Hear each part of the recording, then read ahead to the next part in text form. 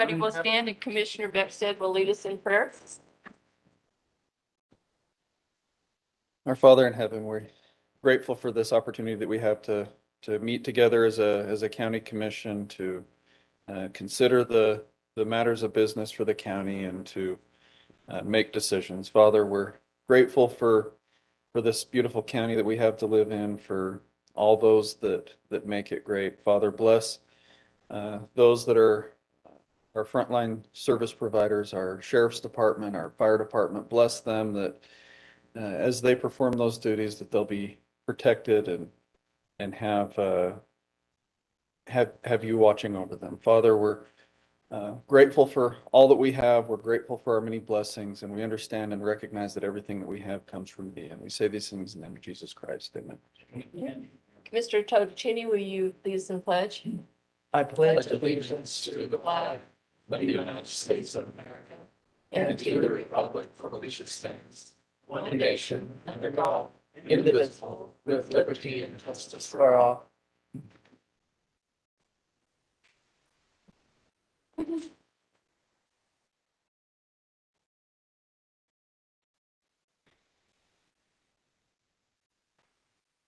Okay, so we'll move on into regular meeting, and before we do the approval of the agenda, are there any changes to the agenda that we need to make? Madam Chair, no changes tonight, as presented. Chairman, I'd like to pull out number 8 off of the consent agenda and consider it on its own.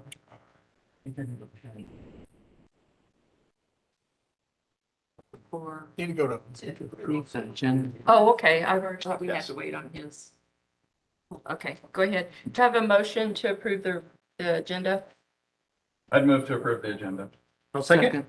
Okay, I have a first and second, all in favor? Aye. Opposed? Okay, motion carries. Then we'll go on to the consent agenda. Do I have any changes to the consent agenda? And that was the motion. Number 8 needs to be pulled out. Okay, I will second that. We can move it to be number 5.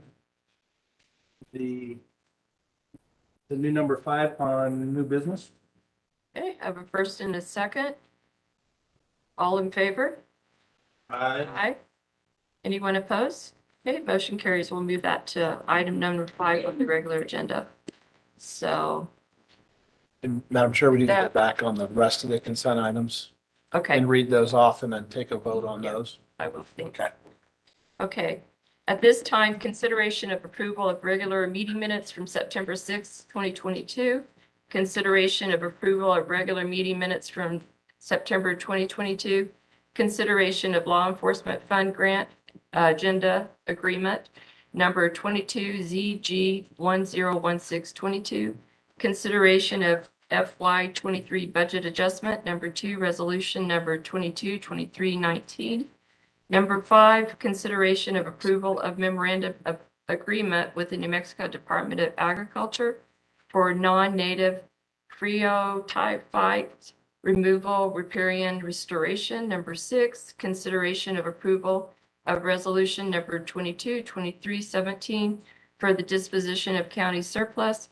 And number 7, consideration of renewal for request for proposal number 192013 volunteer firefighters insurance to the Walker Agency of Farmington, New Mexico.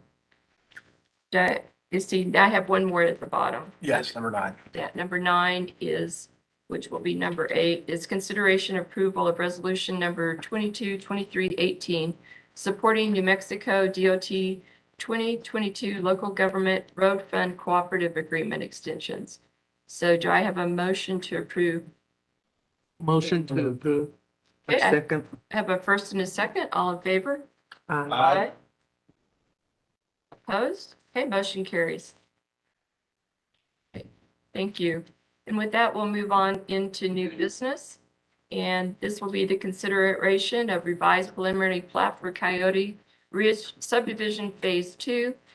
Ms. Truby Tillen, thank you for coming up. Madam Chair, Commissioners, on May 24th, 2022, the Commission granted conditional approval of primary plat on the condition that the developer provided a performance guarantee or an adequate funded maintenance agreement for road maintenance. Since then, the developer has changed their proposal from privately maintained roads to county maintained roads.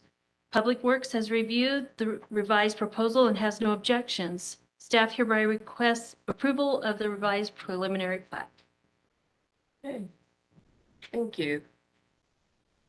So at this time, does anyone have any questions or comments before we take a motion? Okay, hearing none.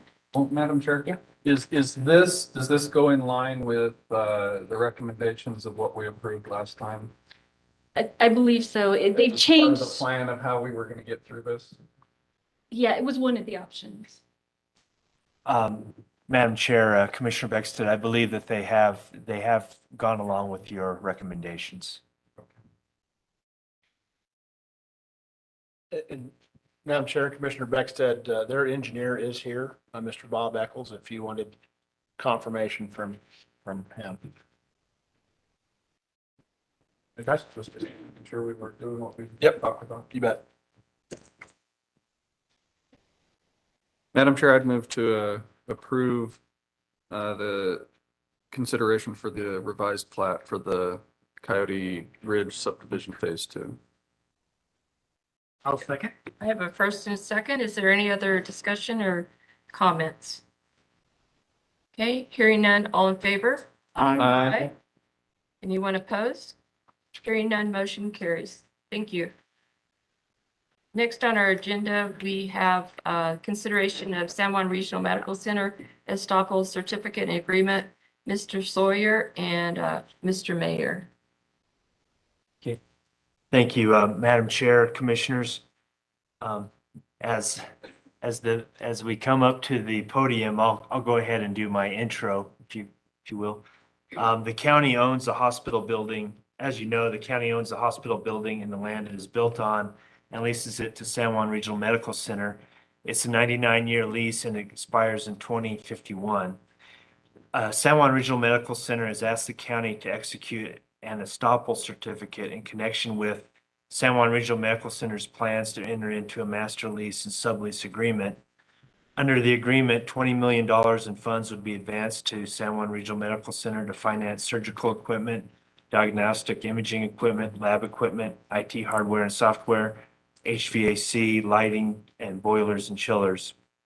Since the county owns the hospital building and leases it to San Juan Regional Medical Center, the financing company wants certain assurances from the county before it finances the equipment and fixtures just mentioned. They are doing this through the execution of an estoppel certificate, which is an acknowledgement of the following.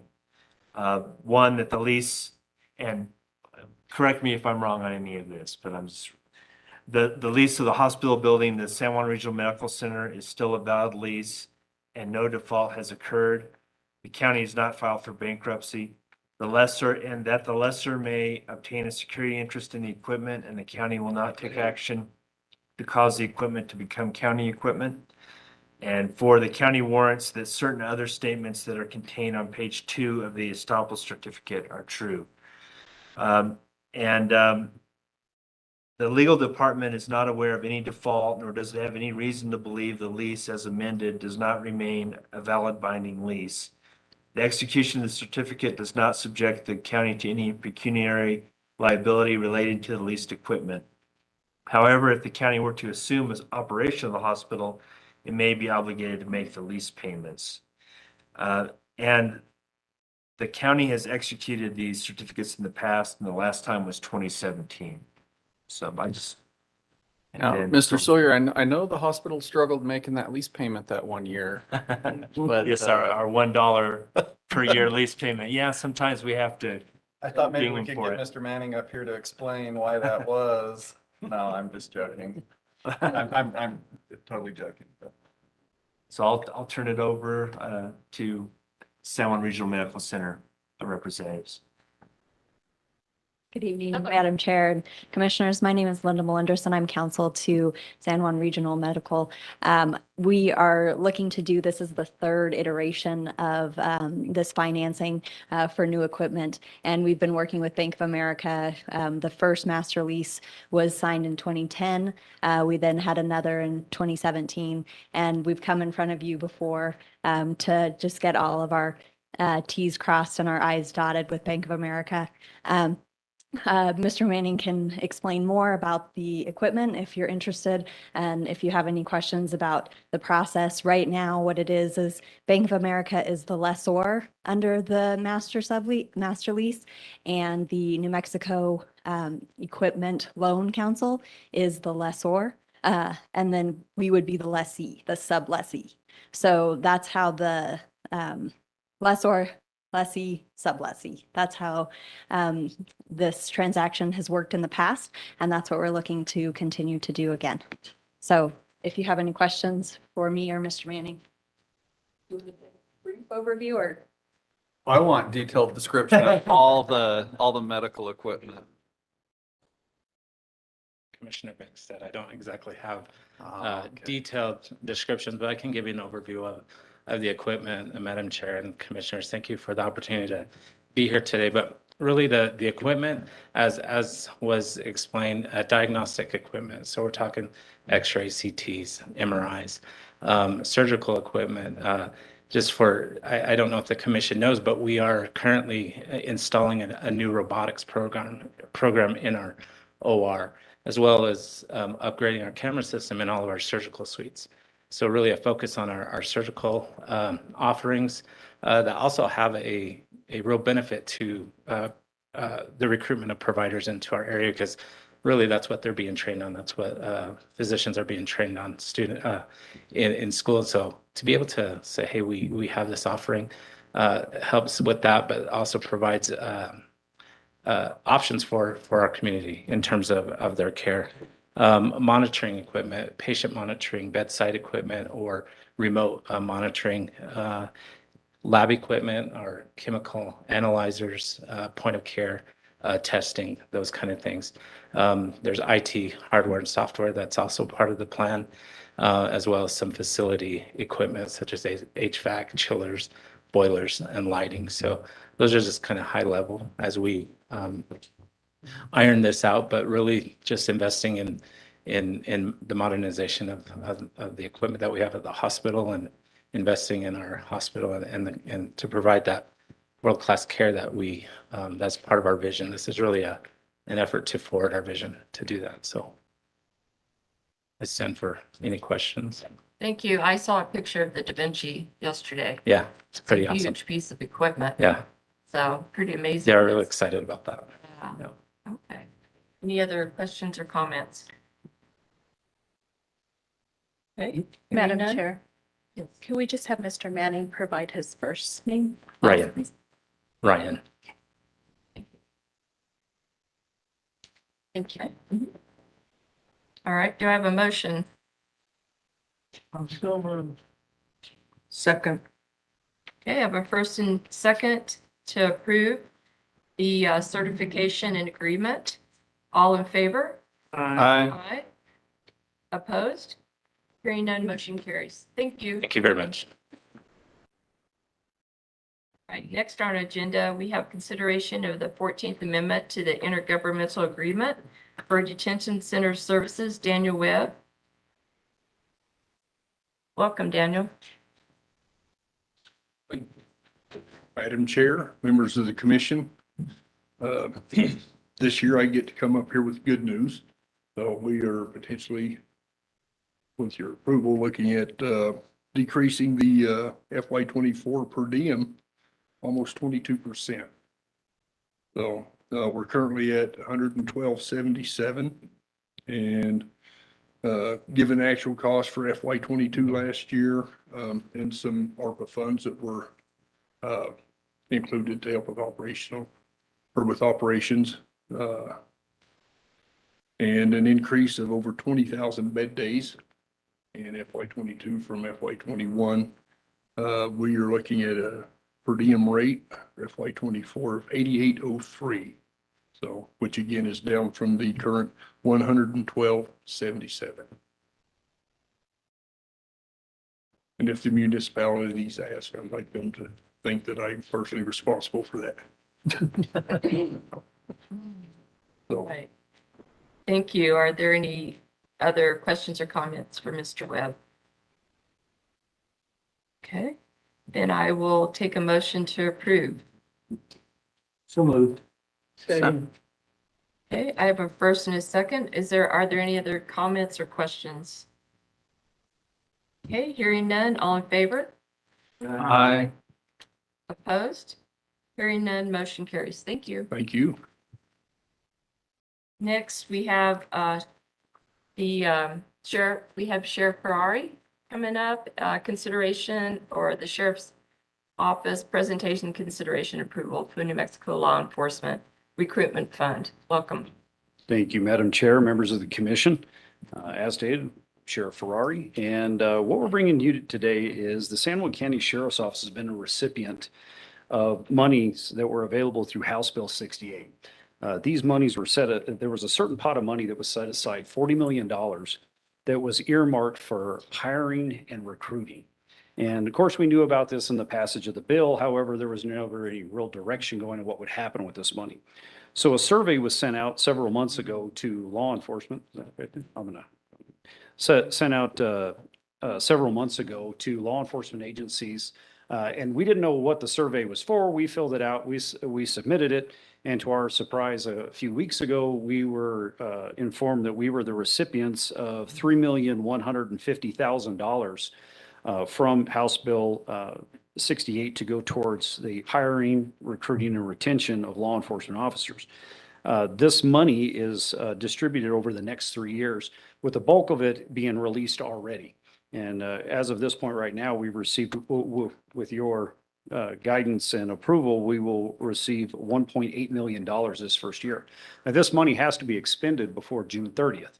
The issue that we're facing right now is we have no direction on where to spend this money. So it's very broad, saying it can be spent in hiring, recruiting, and retention. We just don't know what that actually entails.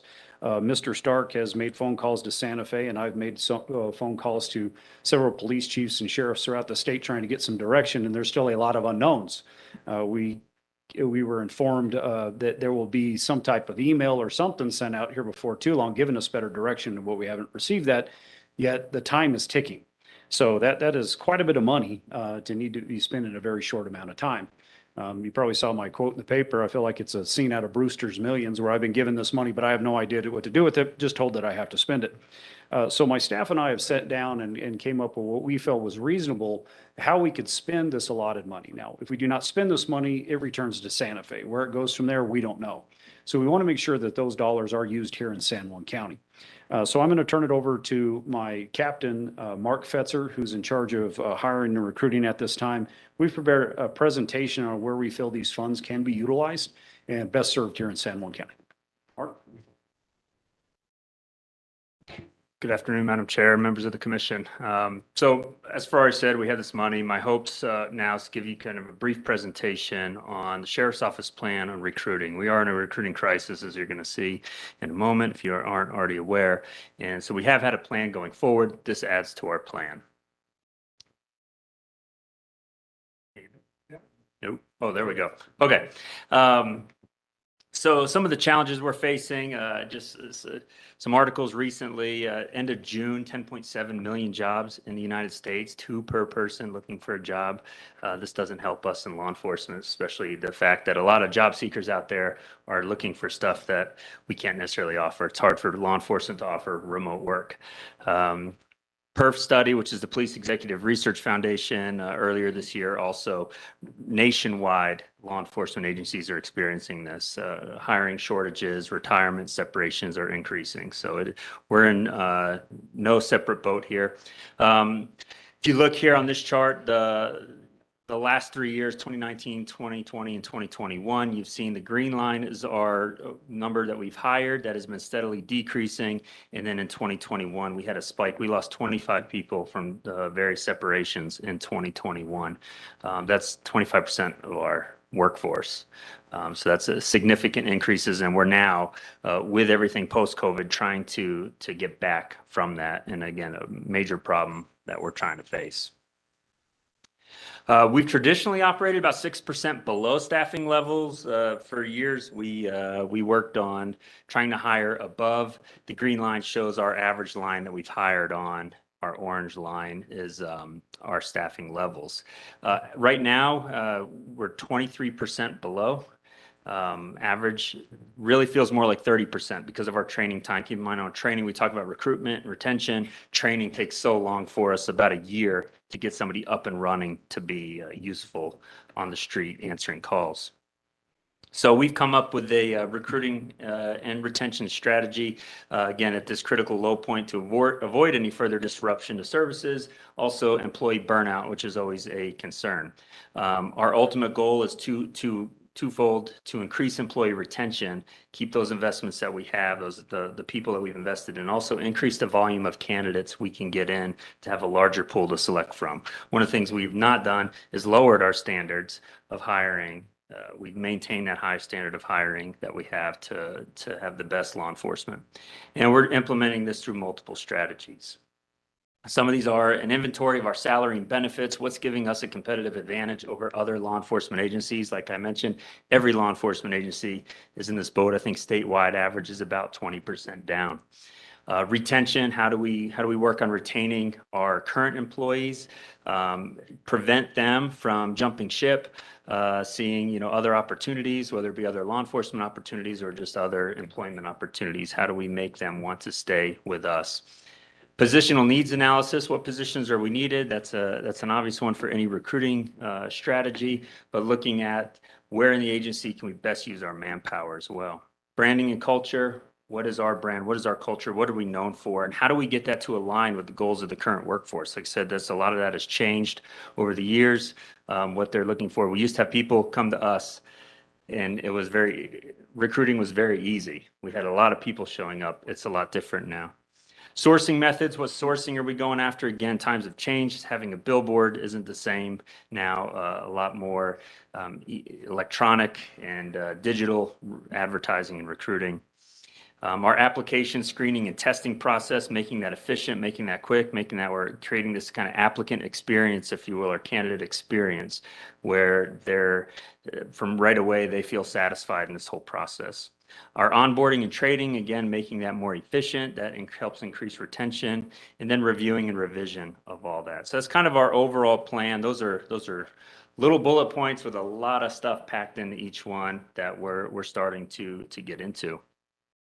Along the inventory of salary and benefits, we had this opportunity with House Bill 68, particularly Section 1. There's multiple sections on this.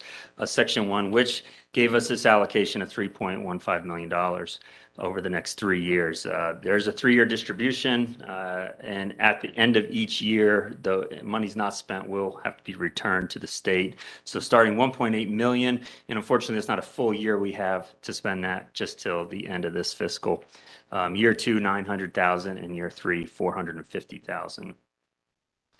It was a distribution for local law enforcement to provide recruitment and retention stipends, is how the House bill has it worded. We are currently waiting to receive that guidance, like Sheriff Ferrari said, on how it can be spent beyond that or more specific to that.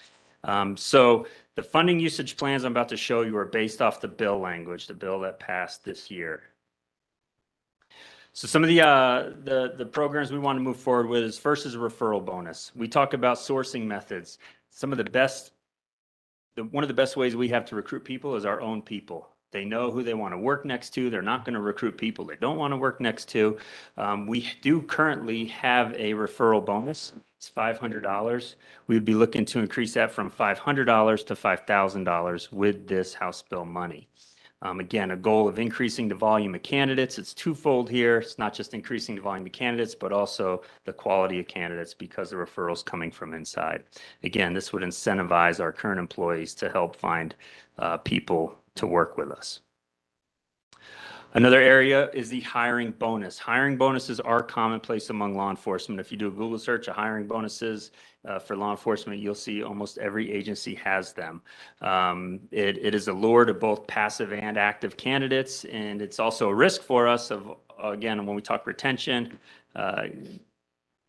we have a risk of deputies saying, hey, I want to go here for a different hiring bonus, you know, a larger hiring bonus. So we would like to increase and expand our current hiring bonus, increase it to $15,000. And that is for what we call entry level and lateral candidates. Oftentimes bonuses are only given to lateral, that is already certified peace officers.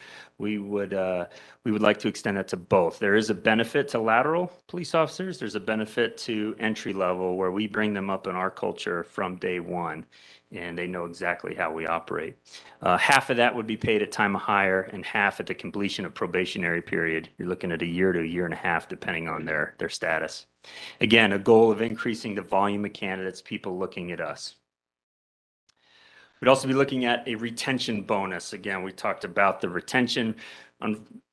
Recruiting can never outpace retention. We especially in our job where it takes so long to hire people. So the retention bonus to reward current employees for their service and also incentivize them for remaining with the agency. Currently, we've done some in the past based on tenure. What we'd be looking at with the House Bill 68 funding would be a $15,000 retention bonus across the board for the first year. Again, this is 3 years. The first year, I'll show you here a spreadsheet in a minute where it can be a little bit more accurate. And again, this is the goal of increasing the employee retention. And then higher deputy wages, using this funding to pay the wages and benefits of deputies hired during that grant year. Spread out over 3 years, we would use that money to pay for that, which does create a savings in the general fund. After that grant year's over, it would have to be absorbed into our normal budget for manning.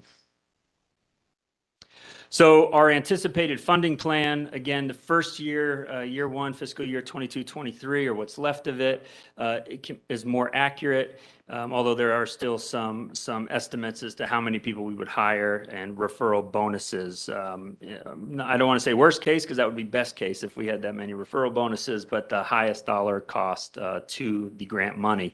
So hiring bonuses at $112,500. That's for that half amount, $7,500. And then referral bonuses, hiring 10 people at $5,000 each. That'd be referral bonuses there. Their wages for the amount of time that would average, they would be employed. We're looking about $400,000. The retention bonuses are the highest at a little over 1.2 million.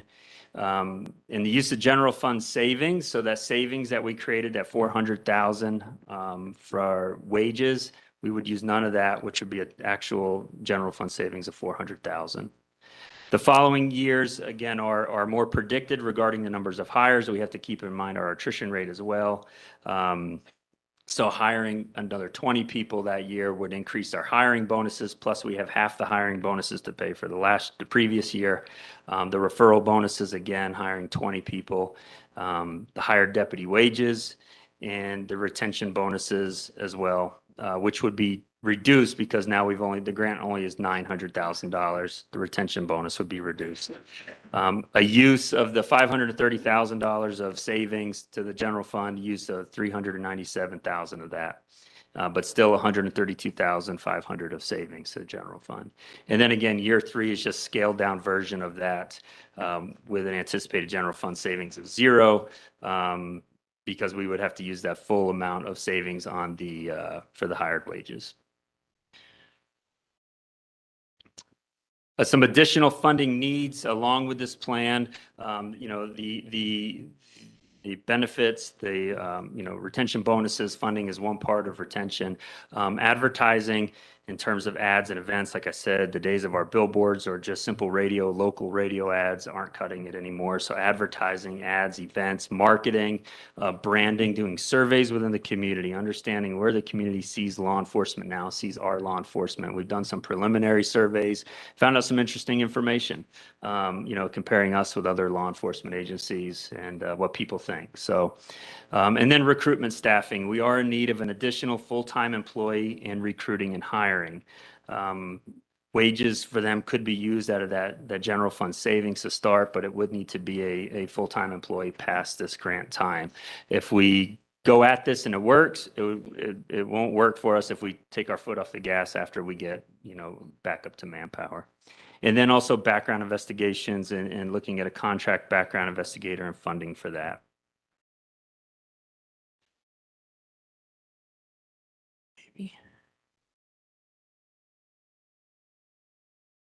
All right. So just to recap, we are seeking your approval for the following considerations, and that is $5,000 referral bonuses in regards to the House Bill 68 funding, the $5,000 referral bonuses, the $15,000 hiring bonuses, $15,000 retention bonuses. That would be for year one. They would reduce after that, and the higher deputies' wages and benefits. Also looking for approval for the allocation of funds for marketing, advertising, and the contract work, and the addition of the full-time employee for hiring and recruiting. Any questions? Madam Chair, Go ahead. run through the numbers again for me, full capacity, where we're at, how many we need. Full capacity for us right now, we do have one grant funded position for behavioral health. With that position, we're 105. Okay, right now we are 23 people down. We're at 82 employees. Again, that's, it has a ripple effect in terms of not just, potentially slowing down services provided, but also, we've done a good job. Our troops have really stepped up in terms of taking overtime and to fill vacancies. We're short on a shift, so we don't have that reduction, but eventually that really starts to wear on them as well, and we worry about that burnout. And if you don't hit your mark for the ear tagged amount for the higher bonuses or the referral bonuses, do you have other ideas of where to shift that money to try to bolster that, so we're not just sending it back to Santa Fe? Not at this time. Again, this presentation is built on what we think may happen. One of the issues that we've had conversation with Mr. Stark about, I'm sure he's had conversation with you about, is the issue of supplanting. We are not sure what direction we're going to get to the state. So just based on the parameters that we were given that are very broad, we feel that our plan right now fits within those parameters. Again, it's all going to depend on that email. But with that short amount of time, our concern, as what you just stated, Commissioner Beckstead, was having this money returned to Santa Fe, and it could go to a film park in Albuquerque for all we know. We don't know what's going to happen to that money. But so for right now, again, our concern is, we talked about retention. Aztec and Bloomfield were recipients of this money. Farmington now, there's been a new survey released because certain agencies didn't put in that survey. So therefore, they were kicked out of the amount of money that was sent. So they are reallocating $8 million. Some of our fear is we're going to get into a recruiting war with other agencies. There's a deficit of law enforcement in San Juan County. It does not do any good if my guys jump fence and go to FPD and FPD guys jump fence and come over to me, but we're still in the deficit that we've been in. It's been frustrating to me, but it said this funding was earmarked for 300 new officers throughout New Mexico. When agencies statewide are looking at a 20% deficit, how can we have 300 more officers? We are just trying to fill our ranks and files right now. Keep in mind, we're not only combating the issue with COVID like every other business owner or company in the country right now, but we got the double black eye of police reform where people are just turned off from joining law enforcement. So the stock that we have right now, current law enforcement officers, are going to be very highly valued right now. And we don't want to get in the same situation we saw years ago with officers just running all over the state, jumping agency to agency for bonuses. We're trying to retain the ones we have and attract officers. I would love nothing more if those were out-of-state officers, but we have our struggles there, just the way our state is right now. We're last in education. Our economy isn't good. So what would draw them to New Mexico? So we're hoping that having this funding available, not only will it be in the pockets of these law enforcement officers, but then it'll go back out in the community. Can it help our real estate market? Can it help our GRT? So how can we keep that in San Juan County for more than just as looking at as a salary or benefit or income for law enforcement officers, but that money stays in San Juan County? And this is all contingent on what we hear back from the state, and that's indefinite at this time. Commissioner Fortner, that is correct. And we are still waiting and the time is ticking right now. And we still have not had any direction. Last conversation I had was as of Friday, and I was told the same thing. We're going to release an email. Now, I don't know if that email is going to happen after all of these other agencies that as of this week are putting in that survey with the remainder of that money, that $8.1 million is being distributed, and then they'll put out the email. We could be another month away before we get any direction on anything. And so that would kind of put forward advance when you can actually start the hiring process as well. Correct. So and that takes a bit of time. Yes, Commissioner Fortner, if it is the will of the commission today to accept this money, it's my understanding that this money will be given to the county within 5 days. But we are going to have to sit on that money until we have some better idea of what to do with it. We feel confident we can start using some towards advertising at this point, possibly some towards the retention benefit at this time. But the recruiting portion of it, we just need some better direction where we can spend those monies and we're not running into a supplanting issue later on. Again, what the bill says very broadly, it says it's for hiring and recruiting. But if we're already in a deficit and we're told this is for additional officers, does that mean that we have to dig ourselves out of the hole of 23 officers before we can access this money? Or can we access this money right now for our vacancies? Right, okay. Well, the plan that you have seems very enticing and a pretty solid plan. So. That's our point, is how can we entice people right now to law enforcement, being the negativity that's surrounding right now? How can we give that opportunity if somebody put a down payment on a house? Again, putting that money back in our community and stabilizing what we have right here. Okay, thank you. Are there any other questions or Madam comments? Chair. Go ahead. So if we approve this, so you get the $15,000, you know, and 5,000 on the other 15, where would this put us next to, say, the city of Farmington? I realize we don't really want to compete with him and get jumping back and forth, but the reality is, if you're going to have that situation, let's be on top. Yeah, we can, no doubt about it, we compete with Farmington all the time. We're agencies of equal size. If you look at our pay scale, it's somewhat equivalent on there. So as we move forward on that, I don't know what their plan will be. They haven't even been allocated any money right now. They are simply doing the survey because they missed out on it. I feel that they are not going to be the recipients of the amount of money that we were allocated. We were the fourth highest amount that was allotted in the entire state. So my first question to my undersheriff, I said, what did you put on that survey? And really what it was is our vacancies and where we were at. So it's my feeling that based on our vacancy rate, not and what we needed, not that we were asking for additional officers, is why we were the recipients of the money that we had. So again, we're just going off reasonableness on what was told to us, what the bill language says, and what we put on the survey. Okay, all right, thank you. Any other questions or comments? All right, hearing none, then I'll go ahead and take a motion. Madam Chair, I'd move to approve the New Mexico Law Enforcement Recruitment Fund recruiting, hiring, and retention efforts and accept the money from the state. I have a first. Do you have a second? I'll second. Yeah. Okay, I have a first and second. Is there any other questions, comments, or anything? So, okay, hearing none. All in favor? Aye. Opposed? Hearing none, motion carries. Thank you very much. Thank you for Thank you. all that Appreciate you've you. done. And I want, Sarah, I wanted to ask one more thing. I wanted to ask about the Guardian Initiative. Oh, well, I'll bring Couldn't you tell by Captain the Fetzer vote? back up that, but just quickly, we've got a full house here today, and I not only want to thank everybody in attendance today, but I want to thank the entire county commission for your support of law enforcement. I know we don't see that nationally, but you have loved us, stuck with us, been beside us, and supported us this entire time. I can't thank you enough, not only as a citizen of San Juan County, but as your sheriff. So thank you greatly. I appreciate you all. Sheriff, thank you. All right, so I wanted to just see where, I know that,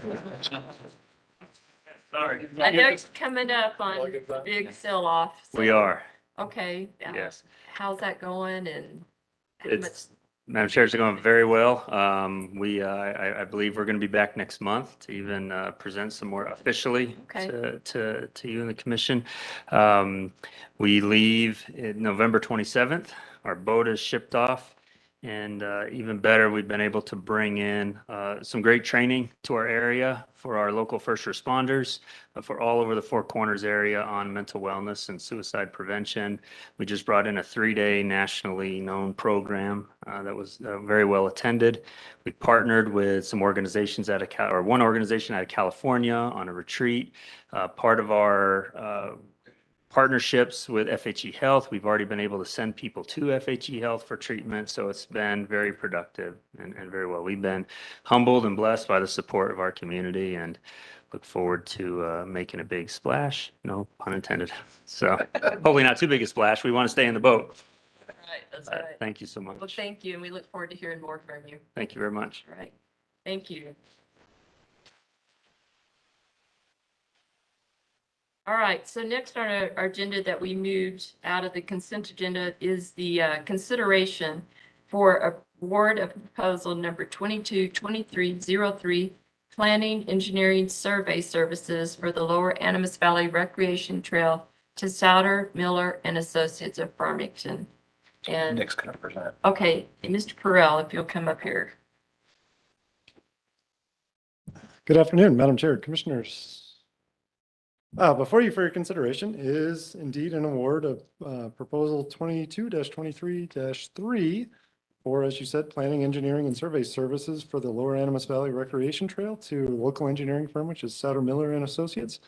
Their scope of work will include an alternatives assessment, of proposed routing, survey work to go along with that, a robust public information campaign, as well as a final deliverable of engineering and phasing plans for, again, what we're calling the local Lower Animas Valley Recreation Trail. To refresh your memory on this project, in March of 2021, we brought before you an amendment to the Farmington MPO Transportation Improvement Plan to include this project in our local transportation planning, as well as that migrates into the statewide Transportation Improvement Plan, which is administered by the New Mexico Department of Transportation. That's largely a ceremonial process where it makes the project eligible for federal funding. Since that time, the county issued its 2026 strategic plan. This project is listed as a priority within that plan under the, I believe it's a PLACE initiative.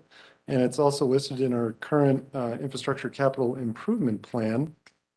And you'll recall that in April of this past year, I brought before you a grant application to the New Mexico Economic Development Department's Outdoor Recreation Division for $500,000, which is the impetus of this award. We were fortunately awarded that grant, which now provides some funding to the project.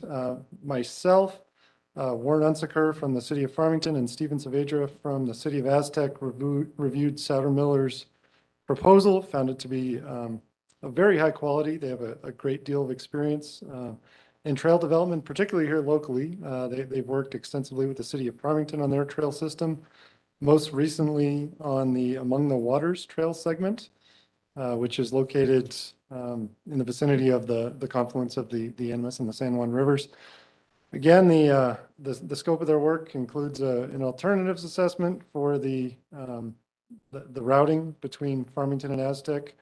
A logical routing that we investigated initially was the former Denver Rio Grande Western Railway alignment. Some portions of that are still intact, some not. In those instances, we'll be looking at reroutes. They may be cross-country or within existing county right-of-way, primarily on roads. Again, a public information campaign where all of our alternatives will be presented publicly to those that might be interested, and then final development of engineering plans that we would then be looking for funding for construction. So with that, staff would recommend the award to Souter Miller and Associates, and I would stand for any questions. Okay. Do I have any questions? Go ahead. One of the questions that I've got is which comes first, chicken or the egg? I'm sorry. What comes first? Oh, which comes first, the chicken or the egg? Is that what you said? Right. Okay. When we want to do the study, then we don't want to, we want to do the study, and we don't want to, we don't want to.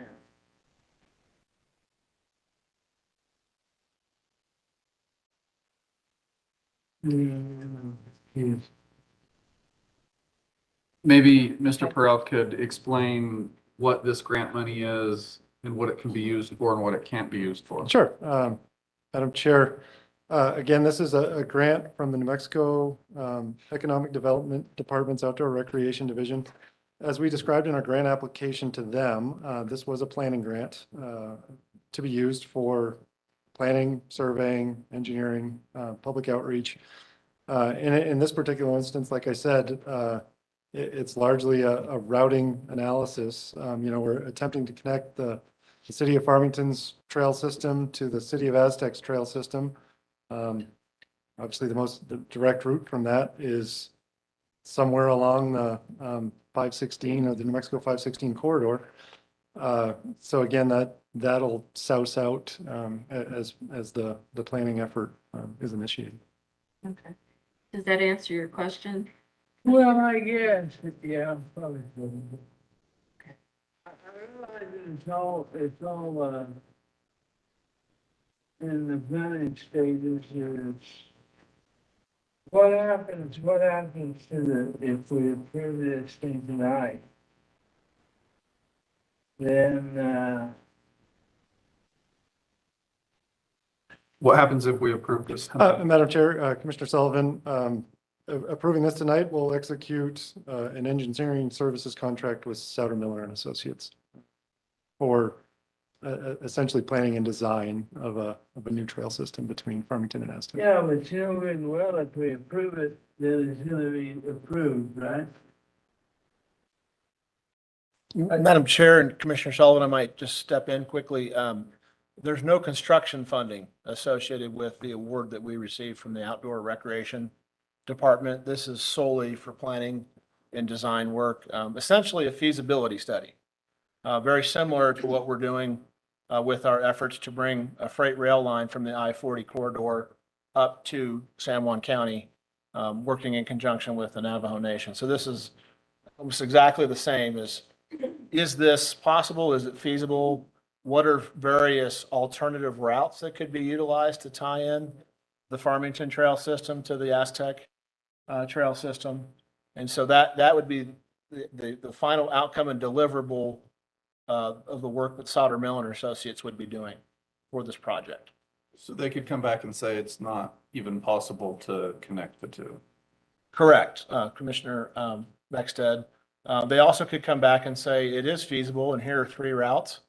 And the commission then would have to make a choice of, does this make sense for the community or not? And still not move forward with the project. So, Because there's still the funding issue of construction. correct.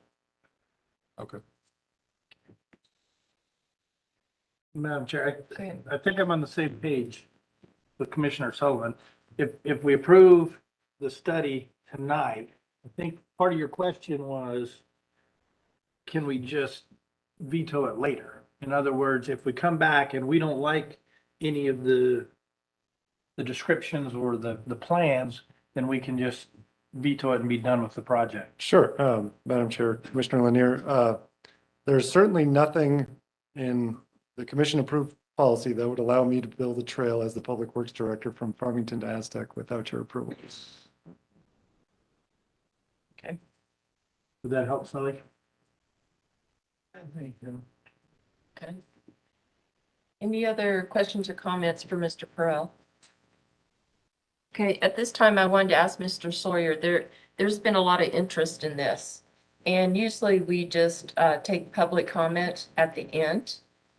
Because of the interest in this, can we allow public comment at this point? That simply, we'll do a 3-minute period where people can comment on this, give their input with it. with the understanding this isn't a public hearing.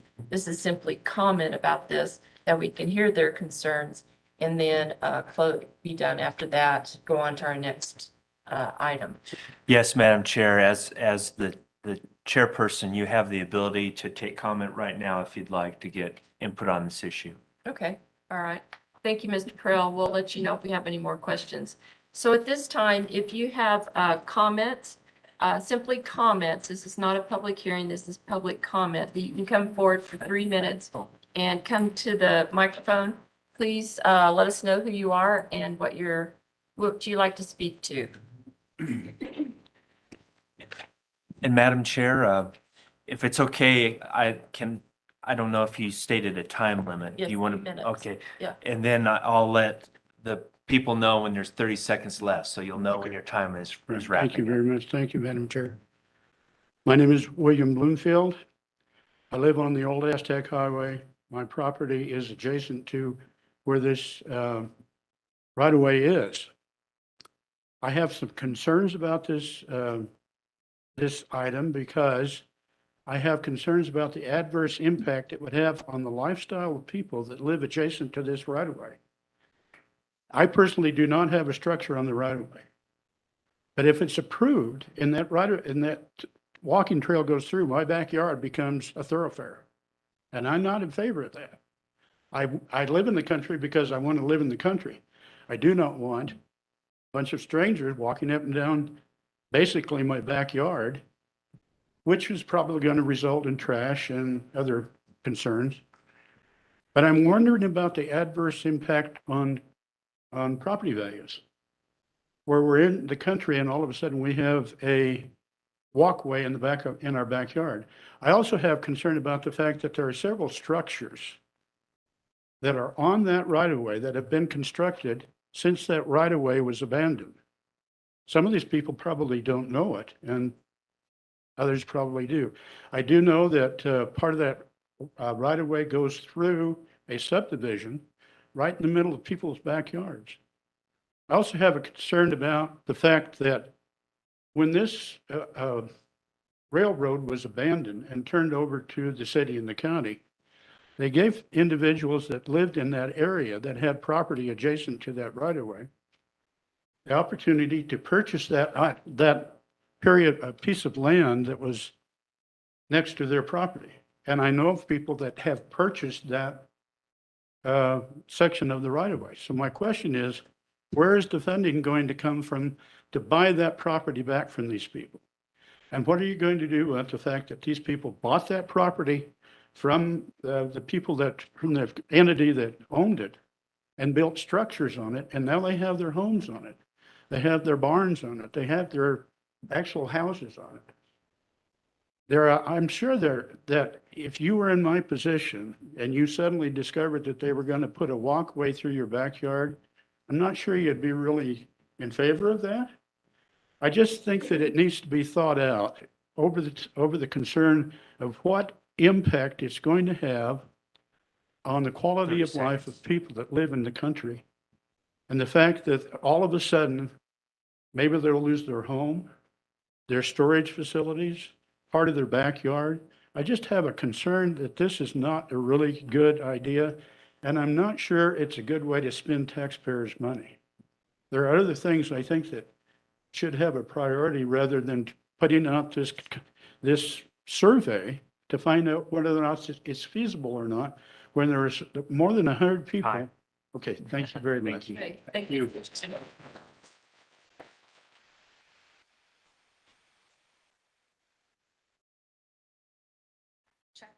I am Casey Blansett. I also live along the river on the south side. My whole family does. My family homesteaded the area. Our concern is we also have homes, barns, livestock on that right of way. My family purchased that part of the right of way, as he mentioned earlier. Our concern is what are they going to do with, my son just put a home there. So what are they going to do with that? What are they going to do with we have pastures there, we have livestock there, hay fields. And that is our concern. What is going to happen with those? We also are concerned with the riffraff that comes with it. I don't know if any of you have been to Durango lately, but behind the Walmart, they've put in a homeless community basically, and it's taken over that hillside. They've provided dumpsters, porta potties, whatever, and it is still trashed. It's terrible. And that is a huge concern of ours. The people that, I mean, we have cameras on our property as it is, and we get people wandering through already. And our concern is definitely, we all have families, we all have young children, and we don't want the trash that comes with it. Of course, there's great people that like to walk too, but there's also the ones that aren't great people. And our concern is, of course, the destruction of, the barns and the animals, the livestock we have there. If gates get left open, if things like that happen, what are they going to do in that instance? So, let's see, I think those are our main concerns with that. Okay, thank you, Ms. Lancet.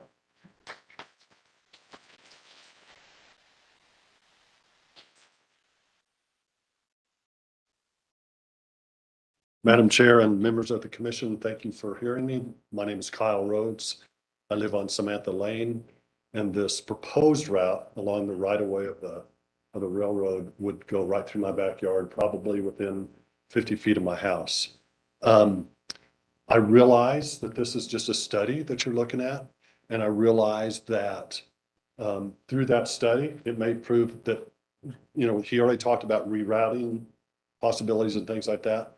But I just want to support what Mr. Bloomfield, Ms. Blansett said, that there's a lot of issues going down the rail right away.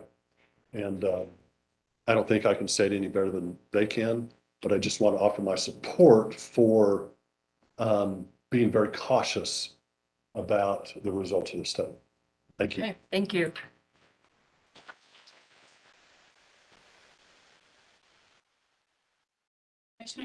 Commissioners, my name is Sarah Baird. I'm here representing my husband, Tell. We're also property owners in Flor Vista. The easement cuts right through the bottom of my field.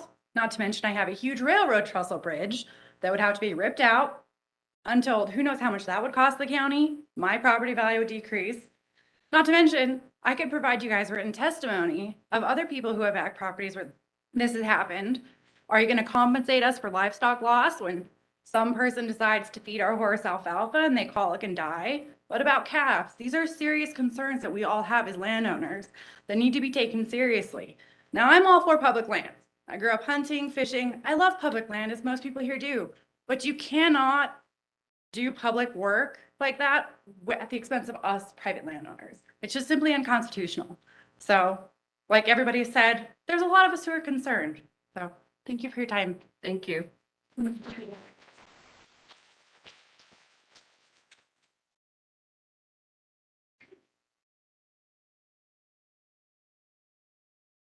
Madam Commissioner, Chair.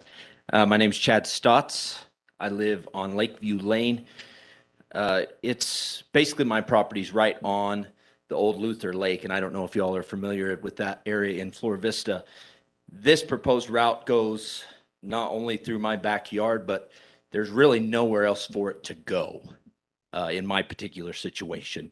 The highway butts right up to the property above me, that property right to me. So it would essentially literally have to go 15 yards from my front door. Obviously, a concern for me and my neighbors along that little corridor right there. The other thing is I'm a contractor that works in the city of Bloomfield, Farmington, areas of that nature. I have some experience helping the cities maintain these trails. We replace lights and things that are vandalized all the time. So not only can these trails be, they're nice along the river walk that the city of Bloomfield put in, it's nice, but the concern for this one is how many residential homes it will affect, and then the financial upkeep that the county's going to have to bear. It's a long trail. It really is. And so to assume that it's going to get used and people are going to use it and not abuse it is I really think it's a big ask. I really think it's a big ask, and there's going to be a lot of vandalism, damage, and of course, you open up a public right-of-way like that, and you're asking for people that would normally not be in those areas to be there. So for me, that's my particular concern, is that it's just, there's nowhere else for it to go but my driveway. So that's pretty much it for me. Thank you, Mr. Stotts.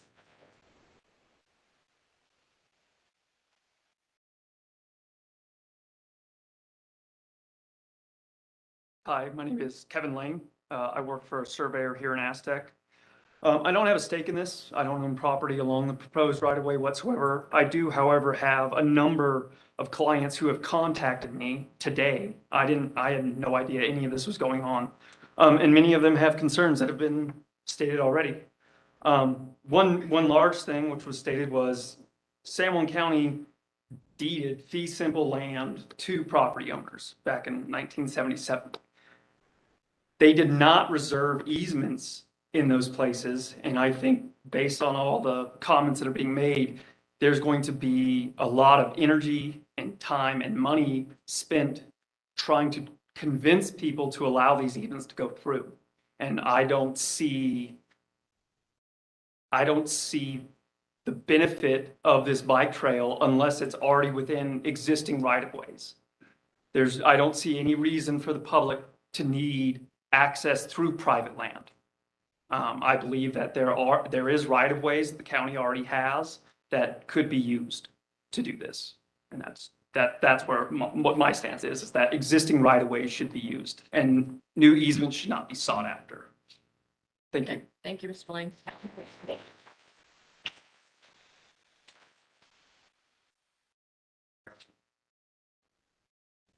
My name's Rick Galentine, and my uncle bought easements from that railroad years and years ago.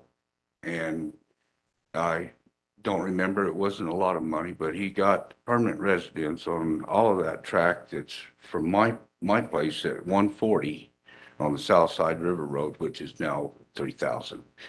But from that all the way down to the Emery's is my uncle's existing property that he bought and paid for. And it has gotten left in inheritance to my mom. All of that land that is on both sides of that railroad, my uncle obtained because it was connecting to his property and they gave him the rights to own that. So all of that area down through there is existing private property. And I don't understand how anybody could just decide that they want to have an amusement park or something set up on that private property just because it's there and turn it into a public domain, which nobody else has paid for, worked for, or presented any taxes on it over the years. How can people just move in and just say, well, we want this because we want to have entertainment for people? And all I'm saying is that these places is not just your backyard. It's not just my backyard. It's our business. We have a farm there. We run that farm. We don't want people to have access into all of our equipment, to destroy, to damage things, to disrupt our business. So it's not just a home that we've got. And here just recently, I witnessed a guy riding down the ditch bank line that is right behind my deck on my house. And I hollered at him and held up my hand to stop. He just looked at me and just rode right on by. If somebody done that at your house, at your home, just come freewheeling through there and just went through your place and your property without even identifying 30 seconds. themselves. You still have 30 seconds. Oh, 30 seconds. Okay. The end of my point is that I don't think anybody likes to be imposed on when they have paid earnest money to have their life and their properties. And I think that they should be secure. And that's all I've got to say. Okay, Thank you. thank you very much.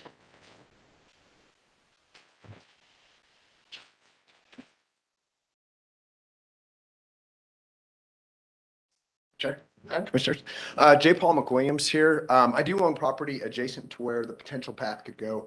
It won't be cutting through my property. One comment, I suppose, as we're looking through the paths and considering the alternatives, and they're going through the survey, is ensuring doing proper archaeological and environmental assessments. And so I know when in the oil and gas industry, when I'm going to build a pipeline, it can, if it's miles and miles of pipeline, it can take at times years to get those proper assessments done and cost hundreds and hundreds of thousands of dollars. And so just a general comment, as you guys are looking at the survey and the assessment to especially the archaeology, I know that the railroad was built, many, many years ago. However, there could be a large number of archaeological sites that could be unearthed in the project. So that's it. Okay, Thank you. Thank you.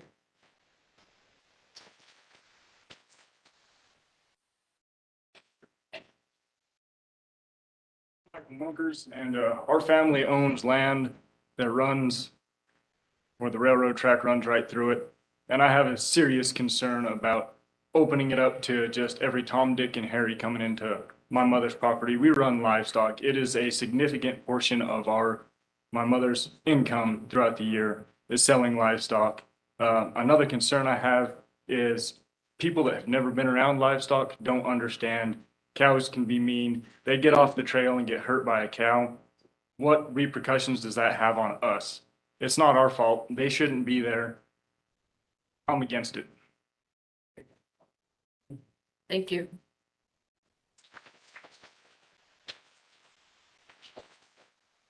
Okay. You want-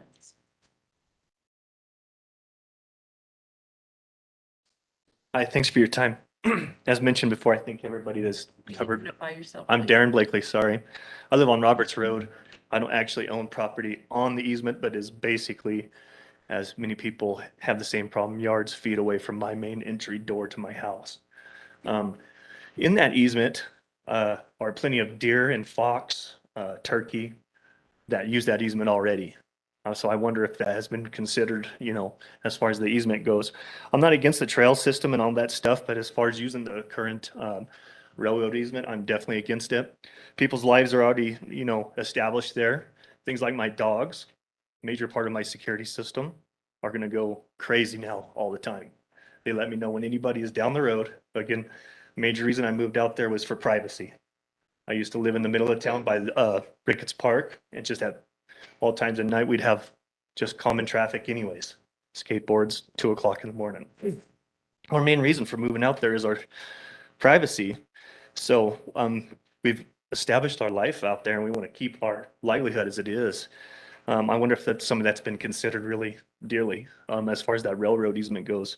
And I have to tell you, we'd have to consider selling our house and moving. It'd be really sad for our family. We love our place, but if it brings riffraff in and concerns my family, we would have to actually move, sell our house. Things like that should be considered. Thank you. Okay, Thank you.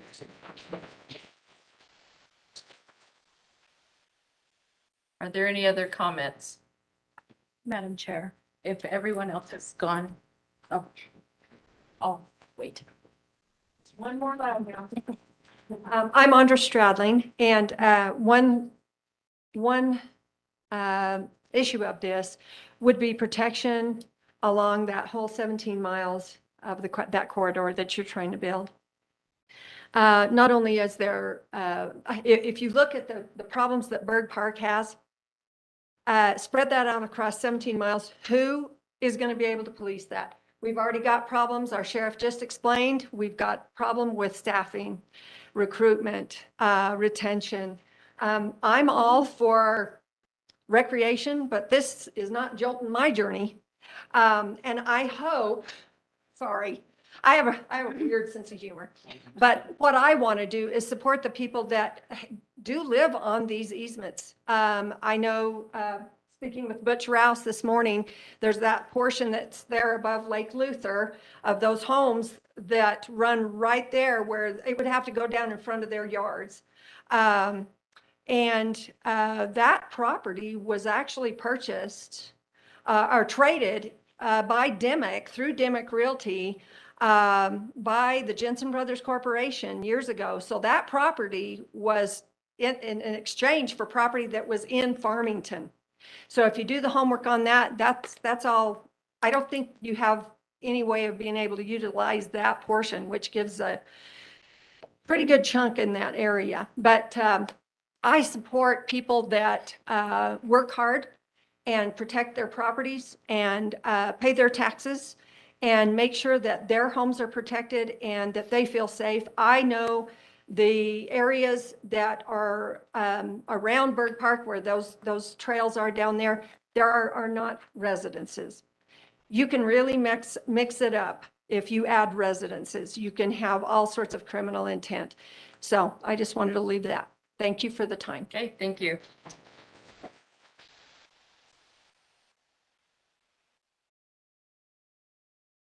Hello. Thank you all for listening to all of us, and I agree with Would you everybody. identify yourself, I please? apologize. I'm Steve Gabeldown. I'm a developer in San Juan County, build all over the state, all over the area here. Anyhow, years ago, close to 20 years ago, I bought a lot of that railroad right away from the city of Farmington. I live on Del Rio Court in Farmington, and I own both ends of Del Rio Court, and I own 25 feet on each side of that road. I am not a lawyer, but I've done a little research, and there's a lot of case study that you cannot use eminent domain to make a bike trail. And I am just, when you're considering all the expenses that you're going to have if you pursue this, I think you better put some money up for some legal fees, because I think there's a lot of people out here that will hire lawyers and will fight this, and there's a lot of case study for it. And also, you have a right of way all the way to Aztec. It's the highway. Why don't you concentrate on building nice bike paths on the highway? It's there, and don't have this big fight with everybody, and don't have to disturb people's backyards. So I just wanted to make a point. Good luck with it. Thanks. Thank you.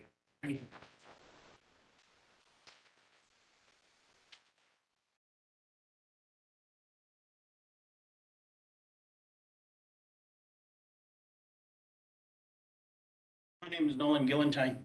I don't actually own land on the easement that we're talking about here. So I'm basically here in a support role. My family does own land near the easement. In fact, my uncle spoke just a few minutes ago. One thing that bothers me about this kind of situation is that our country was founded on freedom. And I see freedom, a big pillar of the freedom that we have in this country is our freedom not to be encroached upon. And I don't believe that anybody should have a right to force other people to experience the traffic that's going to be experienced by this kind of bike trail. It's going to affect businesses, it's going to affect homes, it's going to affect the everyday lives of people. Who's going to clean up the garbage? Who's going to do the maintenance? There's a whole list of things that have to be considered here. And every single one of them, in my opinion, is an encroachment on the freedom of the landowners in that area. And that's all I have to say. Okay, thank you.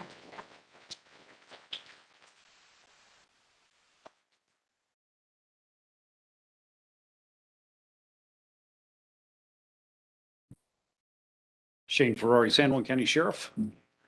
Madam Commissioner, members of the board, be honest, Ms. Stradlin stole my thunder.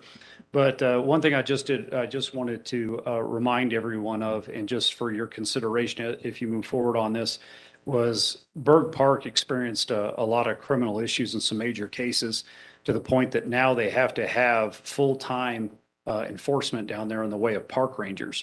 And it's something they had to implement due to some of the criminal activity there. So as we're moving forward with any planning, please consider also that we're going to be having the same need in any of those areas that are in the county. So that could have further impact on any county services, specifically the sheriff's office. Okay, thank you, Sheriff. And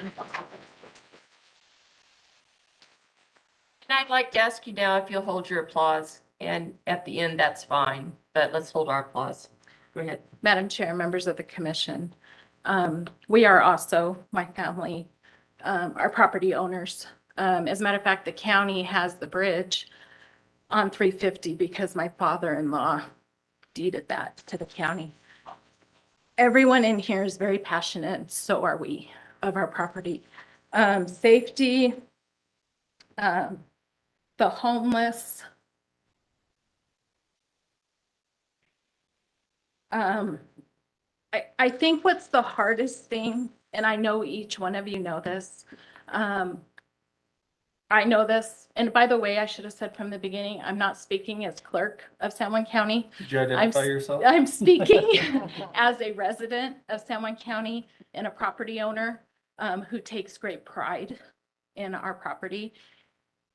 When I try to think of, you know, we all elected you, right, to make decisions on behalf of us. That most of you live in town. You know, I've voiced my concerns about this. You're used to having people ride a bike in your front yard, or you have an alley. We don't have that. We don't have fences. You know, when I see somebody in my backyard, they shouldn't be there. So all I can ask, and I think that everyone in here just listening to everyone, every single person in here has worked hard for the property they own.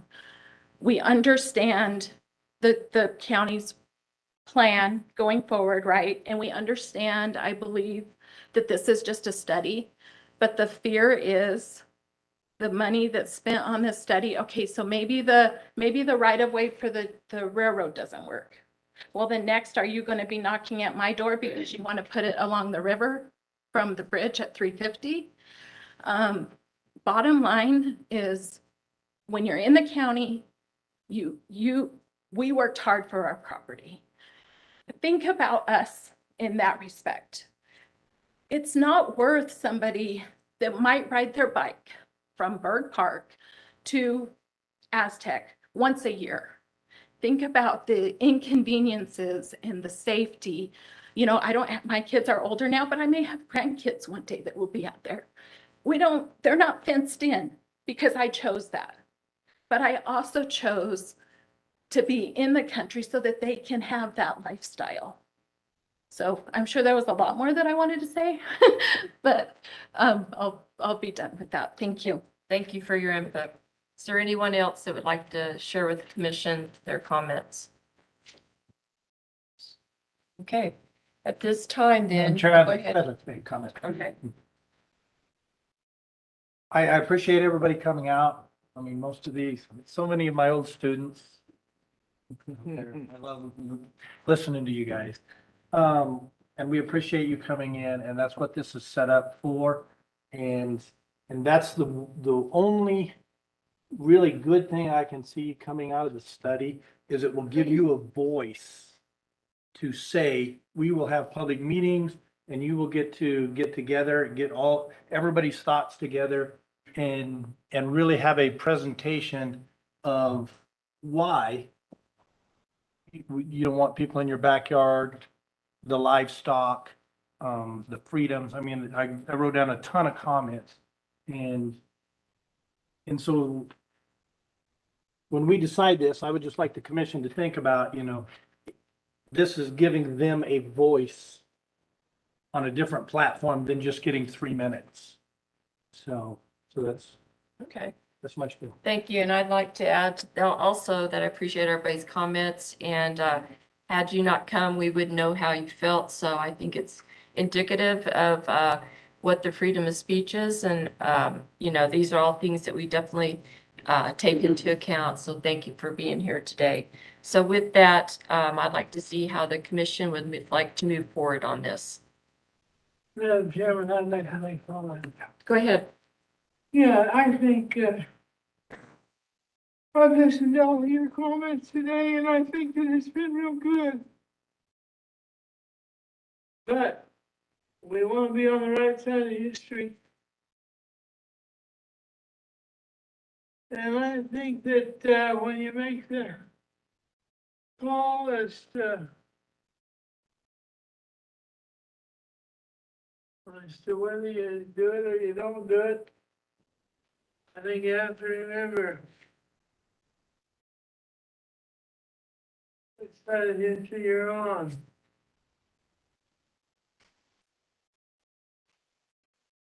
With that said, Madam Chairman, I make a motion that we table it until a later date. Okay. Do I have a second for that? Okay. Hearing nothing. Madam Chair, when you take your vote on this issue, since it's likely to be divided, I just recommend a roll call vote. Okay. If you can do that. All Thank you. right. So, Madam Chair, Go ahead. I have a question for Mr. Burrell.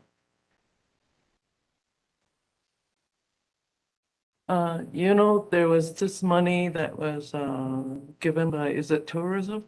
Economic development. Economic development. And, I know it's available so that, you can get facts from, if the planning stage, if, we decide not to go with this planning, initiative, then what happens with that good money that came from economic development? Madam Chair, Commissioner Totocini, we would be in the position of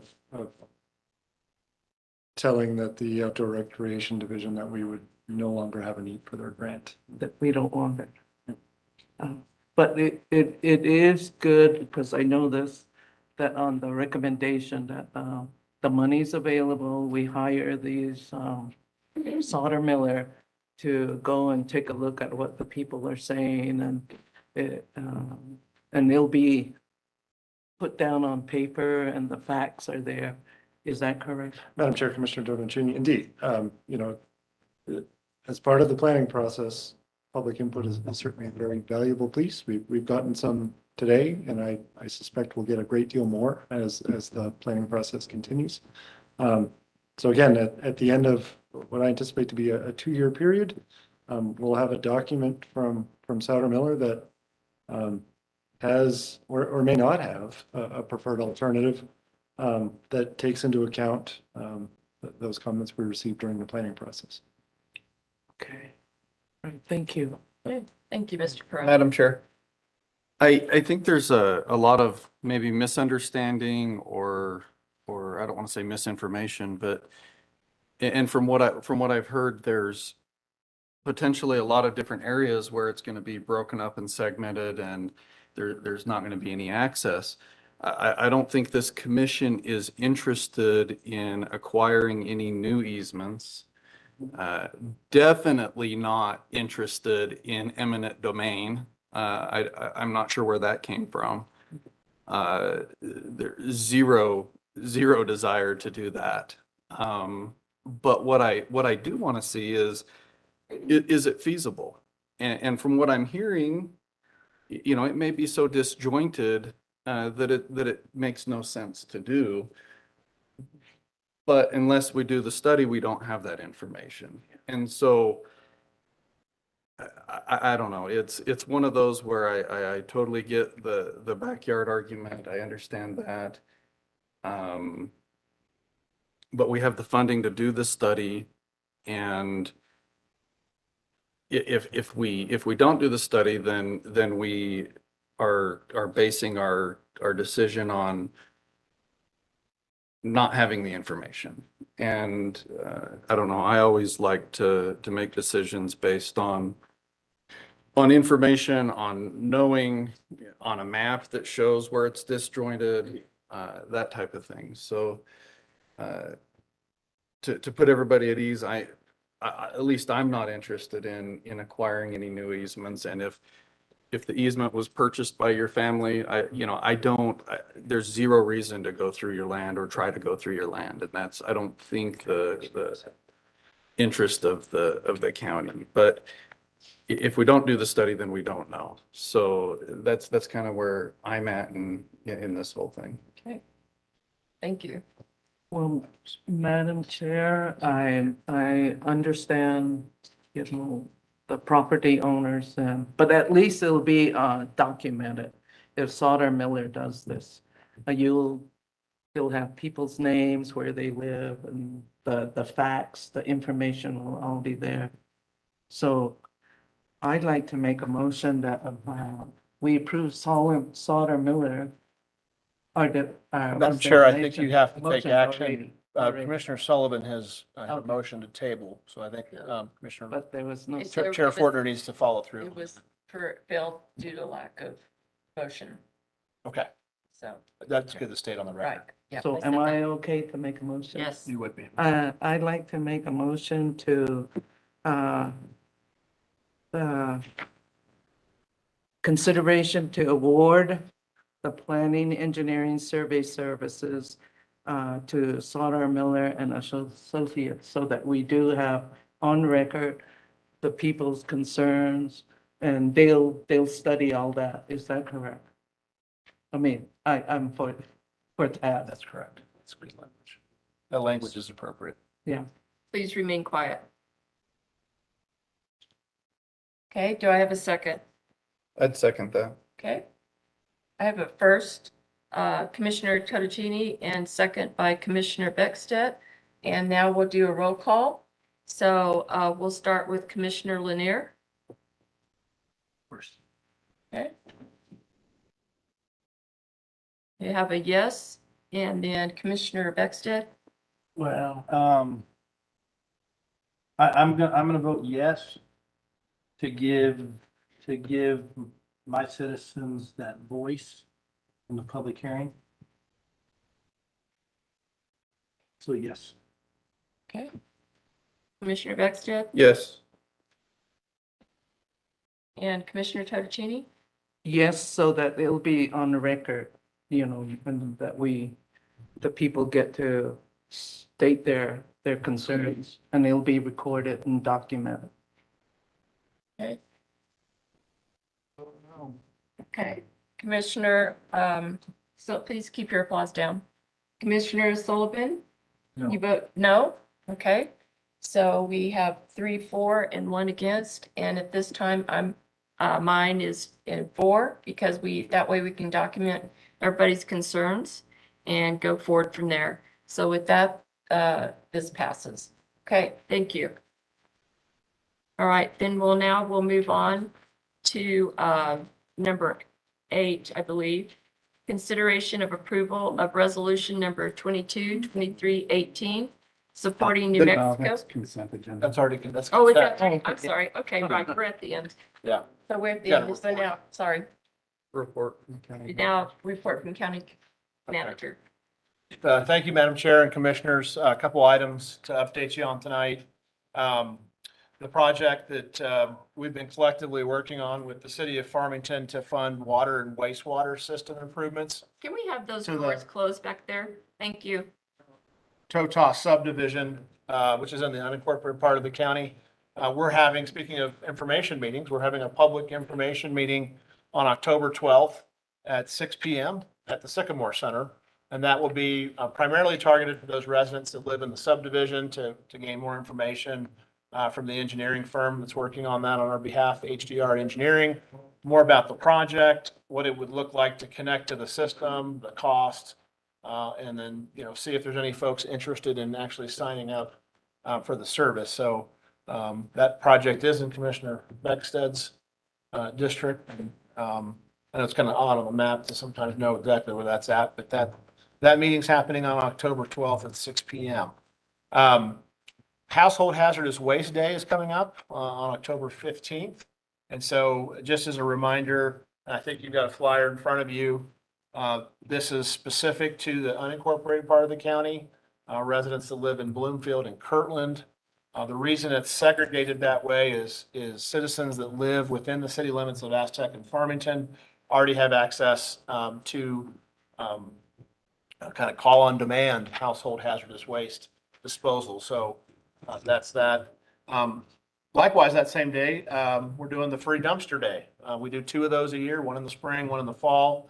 So all of our transfer stations that are regularly open on a Saturday, you'll be able to go there at no charge, assuming you're bringing normal loads that meet the requirements of the transfer stations, you would be able to dump at no charge on that day. So that's nice. And I believe the city of Farmington is also doing their debit Saturday and Sunday. They will be doing their essentially dumpster day at Burke Park Saturday and Sunday. So great day to go, maybe this weekend, go clean up the yard and be ready to, or other things that you may need to bring in terms of paint or chemicals or other things you need to get rid of. You can bring them here to the county. Unless you live in the city limits of Farmington or Aztec, you can call Waste Management, get those picked up, or to go take care of your waste. The veteran stand down is taking place. You've got a flyer there in front of you. That's an event that we've been involved with before. I know we have a number of county employees that assist. I think elected officials too. Mr. Lloyd is here. Previously helped out with this event. It's taking place on October 14th from 8 a.m. to 2:30. And as you know, this is the event that's helping to serve homeless veterans and their families and provide a variety of services to them in a one-stop shop format. So that event's happening here soon on October 14th. Yesterday, I had the opportunity to present to the Infrastructure and Revenue Subcommittee on the freight rail project and to share with them, the status of that, the collaboration and cooperation we have with the Navajo Nation on extending or a feasibility study to look at extending the line from the I-40 corridor up to somewhere in San Juan County. Of course, nothing's predetermined there. It was really well received. In fact, we were there to provide information, myself and Wade Chacon, engineer with HDR Engineering, information awareness, and their support. We asked for the group support, and they were actually kind enough to say they'd provide on behalf of the entire committee a letter of support for the project in full. So that was definitely well worth the 6-hour drive to Santa Fe to provide that update. And that is all that I have for you tonight. So How many were at that meeting? we had, I think, and there were some folks in and out, Madam Chair, but I think total there were 8 legislators, including Representative Montoya, who sat in on the meeting. So that was good. There were a lot of great questions that were asked about the import and export opportunities. Also, Representative Garcia, who has a small portion of San Juan County, was there as well. So another county representative who was very supportive of the project. Noted, we talked in pretty great detail about the pre-COVID conditions on the Navajo Nation with unemployment at 70% and the per capita income in the $7,500 range and just some of those on the ground facts. And COVID hasn't made the situation any better. And he really said, gosh, we need to do this. And he kind of parsed out his comments, not for the Navajo Nation, but for the people of the Navajo Nation who have really been through a lot the last couple of years and need to see some economic opportunities that are going away. As you know, San Juan Generating Station may have permanently closed as of last Thursday. That's a huge loss of jobs, taxes, revenues. Arizona Public Service, the Four Corners Power Plant, is scheduled to close in 2031 with the associated Navajo line. And this was a statistic that caught the committee. But those two operations represent 39% of the general fund budget of the Navajo Nation. Taxes and royalties that are generated from those two operations bring in $62 million a year. So it just goes to show that the real need for bringing other economic development opportunities to San Juan County, because we're going to suffer through some of the challenges with San Juan's closure and with Four Corners not that far away. 2031 sounds like that's out there a few years, but it will be here before we know it. So Thank you for that's that. the end of my report. Thank you. Okay, thank you. Madam Chair, Mr. Stark, on the stand down, it says donations. Did they request that we help sponsor this activity?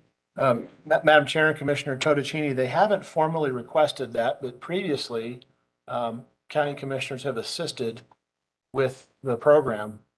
So if you're interested, just let Brenda know and we can work that out on your behalf. We'd be happy to. It's a good question. Thank you. All right. Any other reports?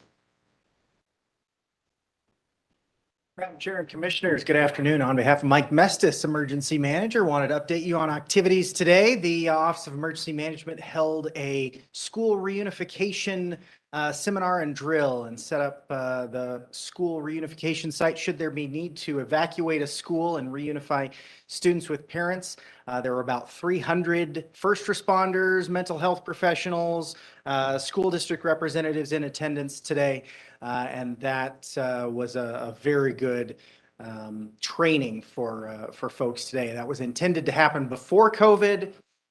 Pandemic pause, and now we're back on track with that work. I'd also like to remind you that tomorrow is the full-scale drill starting around 7 a.m. Folks can expect a large number of first responders in 2 different areas of the county. They'll be responding to a simulated incident with our partners at Enterprise Products.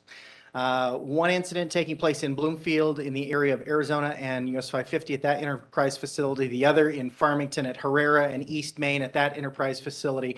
So if you're in the area or you see people concerned on Facebook or in real life, please let them know that it is just a drill. And the invitation is extended. If you'd like to come and see what's going on, do let us know and we'd be happy to show you what's going on. Should conclude around 11:30 tomorrow morning, and there will be a hot wash with lunch for the first responders. And there are a lot of first response agencies that are participating. Farmington Fire, Farmington PD, their SWAT, hazmat, and bomb teams are all involved. San Juan County Fire and Rescue with Bloomfield Fire Department, as well as various public information officers, including our friends at the FBI will be participating with us, and numerous other organizations. So with that, I stand for any questions. Thank you. I know that's a huge process. Yeah, so- they both are. Mike can't be here because I know he's watching online, but he's been a busy guy this week, and hopefully he can get a nap on Thursday. Okay, thank you. All right. Any other reports?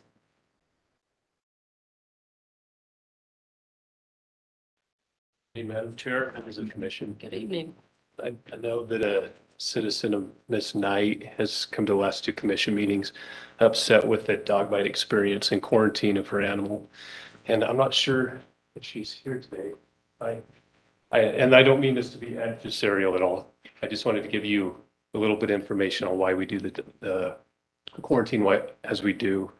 As you know, Miss Knight told you that in late August, she was walking her dog on a leash when a neighboring dog came off the property and attacked. When she was later speaking with our animal control officer, she was honest and admitted that in the chaos, she didn't know which animal had actually bit her. She was uncertain. That is why both animals had to be quarantined. New Mexico Department of Health is the authority on everything rabies. And they published a document called the Rabies Manual for Investigation. And it's got different sections for wildlife encounters, wildlife domestic animal encounters, a whole bunch. But what's pertinent to us is animal bites, domestic animal bites. And that's Appendix B, and it's titled Guidelines for Quarantining Biting Dogs, Cats, Ferrets, and Livestock. Now, item 5 of that document says, ideally, quarantine should take place at an animal control shelter where chance of escape and contact with other animals or humans is eliminated. Line 6 says, if shelter quarantine for pets is not available, quarantine can take place elsewhere, such as a vet's clinic, kennel, or someone's fenced home backyard. However, these types of quarantines are less satisfactory. So Department of Health in this document lays out best practices. They give best practice, and if that is not available, less satisfactory. Back when I was hired on, deputies were given discretion if an animal was vaccinated to do a home quarantine. You had to make sure, as you see, that they can't have human or animal contact. So it really takes a fenced area within a fenced yard to keep that animal, so it's not having contact with you when you step out the back door. But those are very problematic. Animal control deals with them, but when they go home at the end of the day, deputies deal with them. And in those, they weren't qualified for home quarantine that often, but in the instances that they are, we frequently ran into home checks because you have to go check up on the animal 3 times in that 10 days. Folks are not home. They're at work or out shopping. Other times the cars are there, the TV's on, but they're not answering, they're no longer cooperating. The times that you do get in the house, many times that dog is now just running around the backyard with the other dogs. And many times the animal's inside interacting with the family. So no quarantine's taking place at all. And then you're left with an uncomfortable situation when you told them that they could home quarantine. Now you're having to take that animal and take it to a shelter. So in light of the problems that we had in the past and the best practice laid out by Department of Health, we now just do animal shelter quarantine. We do have 3 exceptions to that. It takes a supervisor's approval required. And that's if an animal is pregnant, about to give birth, and would likely give birth in the shelter, then we can explore home quarantine or the vet. If the animal just gave birth and has dependent young, or if an animal is in pretty dire condition, end of life or medical conditions that the shelter really can't meet their needs. But just as a professional agency, we have an obligation to keep rabies at large. It's a lethal virus if it's contracted, and many people don't know that it's actually alive and well in the state. We don't have too many encounters with it, but we do from time to time, mostly with skunks and raccoons. But we have an obligation to protect the citizens and the county liability. So that's where we stand as far as best practices. Now, if Department of Health changes their practices, if Ms. Knight has success there, we will absolutely roll with that and change to their best practice protocol. I just wanted to give you guys that background. Okay, thank you for that. You have any questions? Anybody have any questions? Nope. Okay. Thank you. All right, are there any other reports? Madam Chair, I would just like to thank all of you that did attend certification. I appreciate that. We start early voting in our office on Tuesday. So the hours will be 7 to 5:30. And then all of our alternate sites will open on October 22nd. So alternate sites are the same ones we used in the past. But the 2 in Farmington, so we're using the Gateway Museum, the library, Bloomfield Cultural Center, Shiprock Fire Station, Newcomb Fire Station, and then we're open, once those sites open, we're open from 7 a.m. to 7 p.m. So. All right, thank you for that. Madam Chair, Go ahead. just a comment. I was glad I went to look at the voting machines. I mean, it was amazing about how much they keep track of all kind of information. And I know as teachers, we used to do that with our students and the GPA and God knows what else we used to take care of, our curriculum guidelines and whatnot. And it's amazing the workers and what they have to, I mean, that's a lot of information. And then to keep those machines working and everything's just, you know, ready for the voters. I was really awed at what they do. I never realized that it takes all that for voting to occur. So thank you for the tour. I agree. And there's so much work that goes into it to make sure everything is really tip top and nothing goes wrong. And you know, you have the worst case scenarios if something goes on with the machine and knowing about all the individual judges that go out there and monitor what's going on. So I agree that there's a lot that goes into that. So thank you for doing that. Was it 2 days of certification that you Yes. just completed? Yeah. Okay. Two pretty much full days, yeah. Okay. And that's on top of training all of the workers, the poll workers, and then dispensing all of the equipment and make sure that nothing goes wrong in the process. So Yes, ma'am. I agree. Thank you. Thank And you. It doesn't just stop with this election. I'd like to thank Tanya too. She allotted me 30 minutes. I was probably there an hour. It's pretty fascinating. All right, we know your spot. But thank you and your staff. Well, thank you all for Yeah. participating. Are there any other reports from department heads or elected officials? Well, I guess I just wanted to say, we have somebody that had a birthday that kind of went under the radar. And I just wanted to tell Mr. Stark, happy birthday. Oh. So another year Another year. has come and gone. Yes. So, Another year wiser. of course. All right. Thank you. Uh-huh. And if there's not any other comments or reports from elected officials or department heads, then at this time, Go Madam ahead. Chair, just want to inform you that this month is called Coyote and among the Navajos, and this is our Navajo New Year. We don't celebrate it in January, but I guess if you acculturate, you can do that. But this is our Navajo New Year. on the 4th of October. That starts on October 1st. Oh, So all the month of October. okay. How do you celebrate? Well, we just, the Yada Chase ceremonies are going on. You know, our deity, she's getting old because you see the nature and the plants are dying, you know, the leaves are turning colors, and it's also harvest time. So you get ready for winter. And this is just at the end, and you'll have a chance to renew starting in January. Okay, interesting. Thank you for sharing that. All right.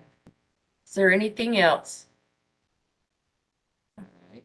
Hearing nothing, at this time, we will take input from the general public. Comments are accepted in person, limited to 3 minutes, into subjects the commission has not previously discussed or formal action has not been taken. No formal action will be taken at this meeting that relates to comments or input from the general public. If you will, if you'll come forward to the microphone and identify who you are and what you'd like to address the commission. Good evening. My name is Amanda Knight. As I've been here 3 times, I'm sure you guys are starting to recognize me. You guys have a fun job. You guys have a lot of work that you do. I respect the work that you do. I get it. And I just want you to know that I appreciate that you brought your report forward tonight, San Juan County Sheriff's. If they're going to quote a document that has Appendix B, which does state that quarantine should take place at a shelter, that's excellent. I'm glad we're going to go by what DOH recommends. If you look at the very next appendix, Appendix C, it will tell you how to identify whether a dog is rabid or not.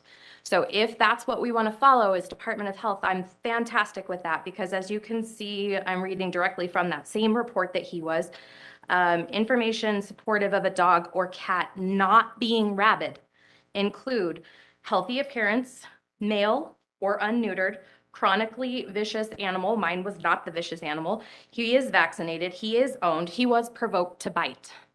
So I am now $1,000 in to all of the vet bills that I have incurred because of this quarantine that was imposed on a dog that did not need to be quarantined, according to Department of Health, which is what was read to you before.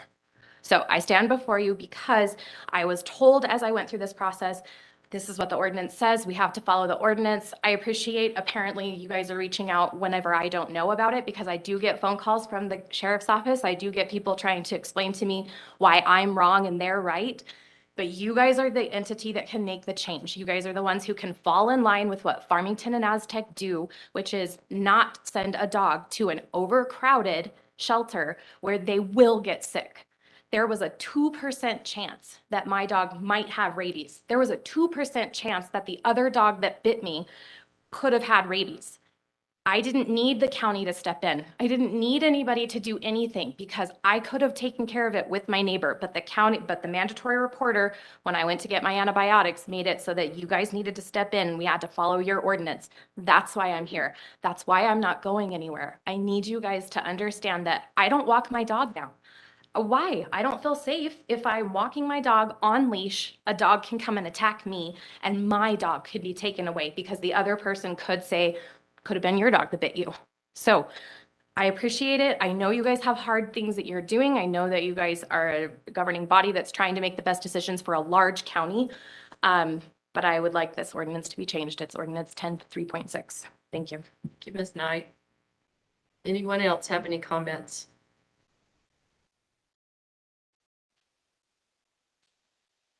My name is Colin Weezer. I have 2 issues. I live on Bison Trail, and that road is non-maintained. It is annexed into the city limits. And, fortunate we did have rain this year and the road is washed out. And, my neighbor, Steve Mueller, he just retired from the city. And, he's also in agreement with me. He's not here, but there's nobody to maintain that road. I live a half mile down. It's a dirt road, which I'm just wondering why it's not maintained. And then, also second question, since Mosaic Academy school opened up, I mean, the city of Aztec Police, which is good, they're catching speeders, but there is no sign saying school zone. There's an end of school zone, but there is no signs. There's not a speed limit sign. There's not a flashing light saying that it's a school zone. There is no signage. I mean, I would like to recommend that signs be put up. So my family's from Wisconsin. If any out of town people come in and they don't know the area, they don't know what the speed limit is. So proper signage should be put up, especially for that school zone. Thank you, Mr. Luisa. So, Mr. Stark, would that be something to be addressed to the Aztec City Council? Madam Chair, it was going to be my suggestion to you and the commission is we can reach out with your comment to the city of Aztec. That's within their boundaries. Of course, it's a state highway. So they'll have to involve New Mexico DOT too for signage. And they may have already done that. I don't know, but we'll reach out, at least make them aware of it. Yeah, there is no signage still to date. And then on your road concerns, are you within the city limits of Aztec? Yes, we are annexed in. I live, Bison Trail is, I think Kelly Lane is the last street Okay. annexed into the city. So I'm right next to High Tech Rental Tools. Yep. That's Bison Trail. Okay. And it's unmaintained. Yeah, so that too we'll refer that to the city of Aztec as well, make sure they're aware of it. Have you done that already? Just so I know. Have not. Okay. This is my first meeting I've been to. Okay, that would fall under their jurisdiction and maintenance oversight, so we'll make sure that they're aware of that and maybe get you in contact with their public works director. Very Who good. does he leave this information with? If you don't mind just leaving it right here, your phone number and address, that would be fantastic.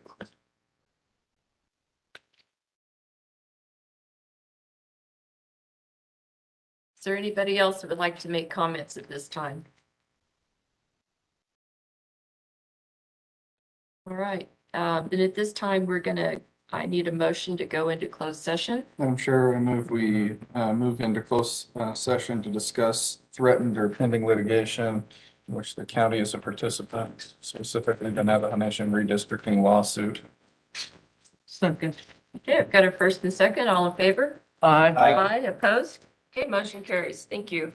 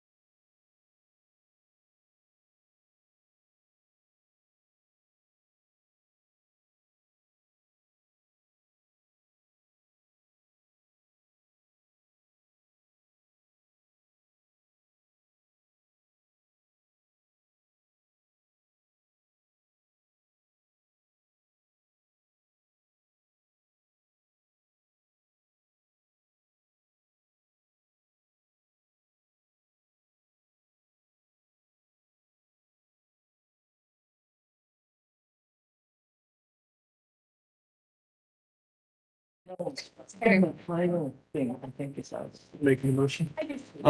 Madam Chair, I move that we go back into our regular meeting from our closed session. As a note, we did not discuss anything other than the pending litigation regarding the Navajo Nation redistricting lawsuit. Do I have a second? Second. All in favor? Aye. Opposed? Hearing none, motion carries. All right, so That's that's it, huh? Yes, I guess Monday we'll get that notice